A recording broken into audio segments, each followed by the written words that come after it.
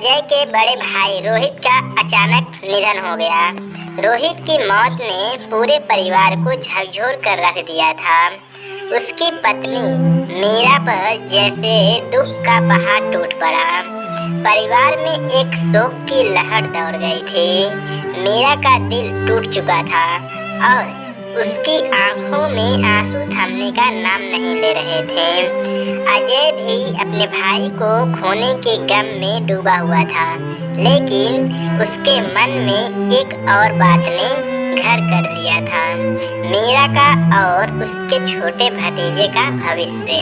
समय बीतता गया और मीरा के चेहरे की मुस्कान जैसे कहीं खो गई थी। अजय ने देखा कि परिवार में मीरा की स्थिति दिन ब दिन कमजोर होती जा रही थी। उसके भतीजे को भी अपने पिता की कमी बहुत खलती थी।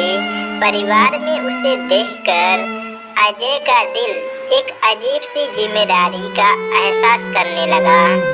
अजय के मन में सवाल उठने लगे, क्या मैं मीरा और उसके बच्चे के भविष्य का ख्याल नहीं रख सकता? क्या यह सही होगा? यह सवाल उसके दिल में उथल-पुथल मचाने लगे थे। फिर एक दिन अजय ने अपनी माँ से इस बारे में बात किया। उसने माँ से पूछा, माँ, क्या यह गलत होगा अगर मैं मीरा का सहारा बन जाऊं? तो क्या यह समाज हमें गलत समझेगा? उसकी माँ ने चुपचाप उसकी बातें सुनी और गहरी सांस लेते हुए कहा, बेटा, मीरा हमारी बहू है और हमने उसे बेटी के समान माना है, लेकिन यदि तुम दोनों की शादी से मीरा और उसके बच्चे को एक सुरक्षित भविष्य मिल सकता है तो इसमें कोई गलत नहीं है। समाज की परवाह किए बिना हमें अपने परिवार के भले के लिए सही निर्णय लेना चाहिए। अजय ने भी अपने मन की बात समझ ली और एक दिन मीरा के पास जाकर धीरे से कहा, मीरा, मैं जानता हूँ कि रोहित का स्थान कोई नहीं ले सकता, लेकिन मैं चाहता हूँ कि तुम और तुम्हारा बच्चा इस परिवार में सुरक्षित और खुश रहो। अगर तुम मेरे साथ एक नई शुरुआत करने को तैयार हो तो मैं तुम्हारा साथ देने के लिए हमेशा यहाँ हूँ। मीरा ने उसकी आंखों में सच्चाई और सम्मान देखा।